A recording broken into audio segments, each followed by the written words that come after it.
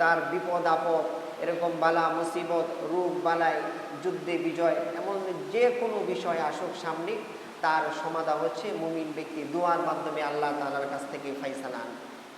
এই জন্যেই আল্লাহ রাব্বুল আলামিন কোরআনে পাকে বলতেছেন, ওয়াইযা সাআলাকা ইবাদি আন্নী ফাইন্নী করিব।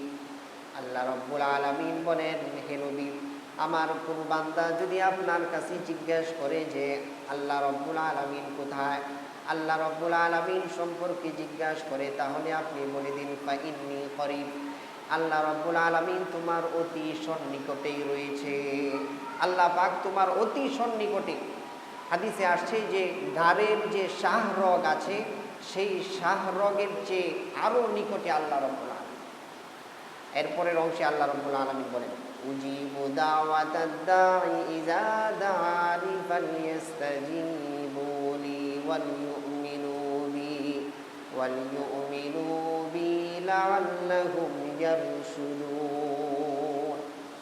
যখন কোনো মুমিন বান্দা আল্লাহ রাব্বুল আলামিনের কাছে কোনো কিছুর জন্য সাহায্য চায়, আল্লাহ রাব্বুল আলামিনের কাছে কোনো কিছু চায়, আল্লাহ রাব্বুল আলামিন বলেন, আমি সেই বান্দার দোয়া, আমি সেই বান্দার চাহাতকে পূর্ণ করে দেই। আল্লাহ রাব্বুল আলামিন সেই বান্দা যা কিছু চায় সেটা যদি বৈধ পদ্ধতিতে হয়, তাহলে আল্লাহ রাব্বুল আলামিন অবশ্যই কবুল আর মঞ্জুর করেন।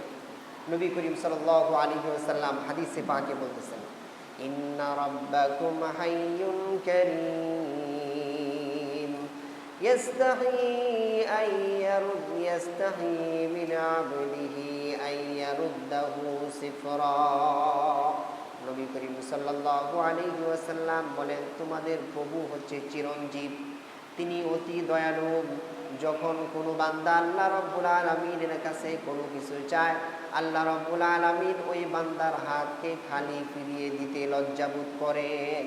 আল্লাহ তাআলা একজন বান্দা তার কাছে কোনো কিছু চেয়েছে, আল্লাহ তাআলা তাকে তার খালি হাতে ফিরিয়ে দিতে লজ্জাবোধ করেন। আল্লাহ তাআলা চান যে তার চাহাত, তার আশা আকাঙ্ক্ষা সবগুলো পরিপূর্ণ হোক। তো এই হাদিসের মধ্যে আল্লাহ পাক, আল্লাহর হাবিব বলতেছেন যে ইন্না রাব্বাকুম হাইয়ুন, অর্থাৎ তোমাদের প্রভু হচ্ছে চিরঞ্জীব। চাওয়ার ক্ষেত্রে এমন মানুষের কাছে বা এমন বস্তুর কাছে চাওয়া উচিত যাকে যখন প্রয়োজন তখন পাওয়া যায়। তো একজন মানুষের কাছে আমরা যখন চাই, তাকে হয়তো নাও পেতে পারি, সে অসুস্থ থাকতে পারে, সে আপনার আমার থেকে অনেক দূরে থাকতে পারে, এমনইভাবে সে বিভিন্ন কাজে কর্মে ব্যস্ত থাকতে পারে, তার হায়াত কম থাকতে পারে, সে একজন মরণশীল প্রাণী, সে একটা সময় মরে যাবে। কিন্তু আল্লাহ রাব্বুল আলামিন হচ্ছে হাইয়ুন কারীম, তিনি হচ্ছে চিরঞ্জীব, তার কোনো মৃত্যু নেই, তার কোনো অলসতা নেই, তার কোনো ঘুম নেই, এরকম তন্দ্রা নেই, এমনইভাবে তার কোনো ধ্বংস নেই। তো এমন বস্তুর কাছে চাওয়া উচিত যিনি সব সময় আপনার আমার দ্বারের কাছে থাকবে। এই জন্যই আল্লাহর হাবিব বলতেছেন যে আল্লাহ রাব্বুল আলামিন হচ্ছে তোমাদের সবচেয়ে সন্নিকটে। আল্লাহ রাব্বুল আলামিনের কাছে যখন যা চাইবে তখন পেয়ে যাবে, যখন ডাক দিবে, সেটা হোক না রাতের গভীরে।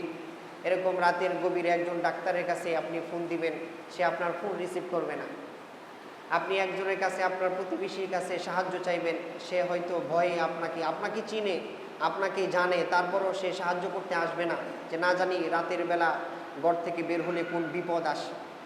কিন্তু আল্লাহ রাব্বুল আলামিন হচ্ছে এমন এক সত্তা, যাকে যখন আপনি ডাকবেন আল্লাহ রাব্বুল আলামিন তখনই সাড়া দিবেন। হোক না সেটা আগুনের ভিতরে পড়ে আপনি ডাকেন, আল্লাহ রাব্বুল আলামিন সেই ডাকে সাড়া দিবে।